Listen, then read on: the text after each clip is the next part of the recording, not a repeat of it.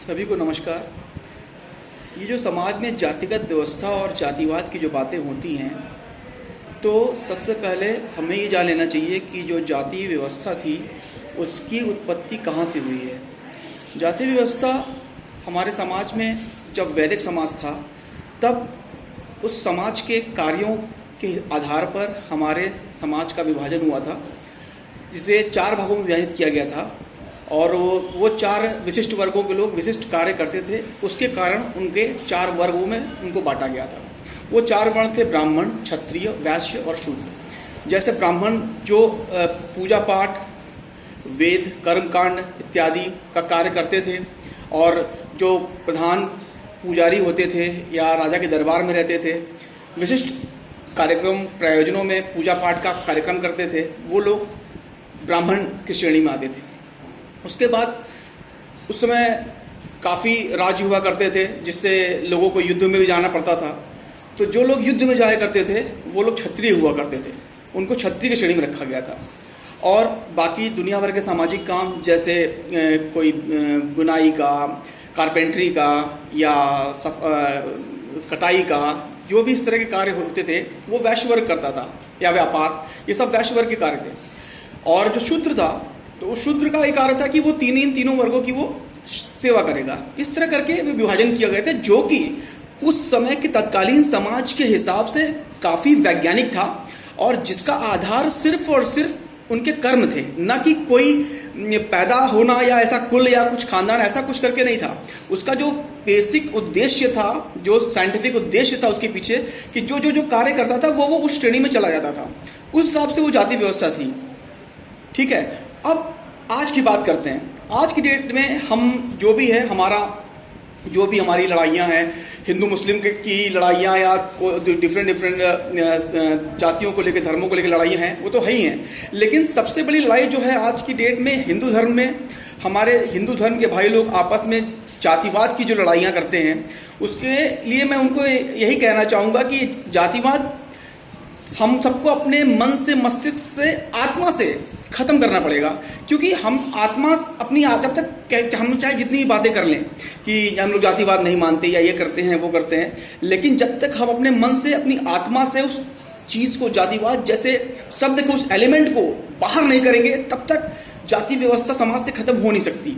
अच्छा, रही बात आरक्षण की, अभी पिछले कुछ दिनों जो बिहार में आरक्षण के जो उन्होंने जो जनगणना की है, वो चलिए एक उन्होंने जनगणना की है, उसको मैं ये कह सकता हूँ कि एक डाटा कलेक्ट किया उन्होंने, वो भी जरूरी है, ठीक है, अच्छी बात है। लेकिन कहने का मतलब कि समाज में जिन वर्गों को वाकई आरक्षण की आवश्यकता है, उनका आरक्षण जरूर मिलना चाहिए। कहने का मतलब कि सभी, ऐसा नहीं है कि आज की डेट में जो व्यक्ति, कोई व्यक्ति जो शूद्र है या जिसको आप निम्न वर्ग कहते हैं, वो राष्ट्रपति या मुख्यमंत्री या नहीं है, या IAS ऑफिसर नहीं है, या उच्च वर्ण का व्यक्ति सफाई कर्मी और ग्रुप डी की वैकेंसीज में PhD होल्डर्स इतनी बड़ी संख्या में आवेदन किए हुए हैं, और वो जॉब्स मिलती हैं तो वो करते हैं। तो कहने का मतलब कि आज की डेट में वो जो पुराने जमाने का जो वो वर्ण व्यवस्था थी, वो सब अप्रासंगिक है। आज हर व्यक्ति हर काम कर रहा है। आज शूद्र व्यक्ति IAS का काम भी कर रहा है, और शूद्र व्यक्ति अपना मेलर होने का भी काम कर रहा है, और वो भी क्या कहते हैं, सारा जो भी सफाई का भी काम कर रहा है। और उच्च वर्ग का व्यक्ति भी, वो भी प्रधानमंत्री है, क्या कहते हैं, मुख्यमंत्री रहता है, वो ब्यूरोक्रेट रहता है, सब रहता है, लेकिन उसके बावजूद भी वो सफाई कर्मी का भी वो डालता है एप्लीकेशन। तो कहने मतलब आज की डेट में ऐसा कुछ भी नहीं है कि कोई कार्य किसी के लिए छोटा या बड़ा है, सभी व्यक्ति सभी तरह के कार्य करते हैं। तो बस सबसे बड़ी दिक्कत यह है, सबसे बड़ी जो हमारे समाज में जो दिक्कत है वो है गरीबी की, और सबसे बड़ी दुश्मन और सबसे बड़ी जाति जो है गरीबी की है। हम सभी को गरीबी से लड़ना है। तो आज की डेट में जो मेरा पॉइंट ऑफ व्यू है, जाति व्यवस्था का एक सोल्यूशन यही है कि हर वर्ग, हर वर्ण से जो सबसे आर्थिक स्थिति से कमजोर व्यक्ति हो, उसको आरक्षण मिलना चाहिए, उसको आरक्षण की श्रेणी में लाना चाहिए, चाहे वो ब्राह्मण हो, क्षत्रिय हो, वैश्य हो और शूद्र हो, और उनको आरक्षण ला के उनको मुख्य धारा में लाना चाहिए, जिनकी आर्थिक स्थिति वाकई खराब है।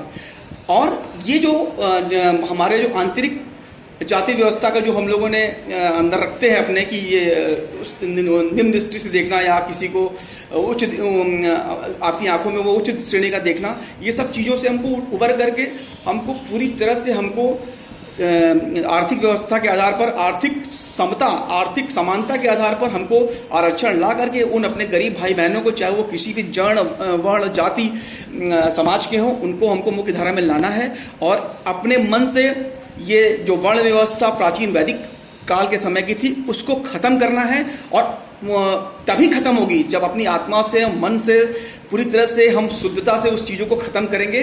वाकई जो बात कहेंगे वो बात करेंगे भी, कहने का मतलब उसका पालन भी करेंगे और जो व्यवस्था है उसको इस तरह बनाने की कोशिश करेंगे कि सबसे आर्थिक रूप से पिछड़े व्यक्ति को हम किसी भी जाति वर्ण का हो उसको मुख्य धारा में लाएं। और यही सबसे आशा है और यही सबसे अभिलाषा है और सबसे कामना भी यही है और निवेदन भी यही है। नमस्कार।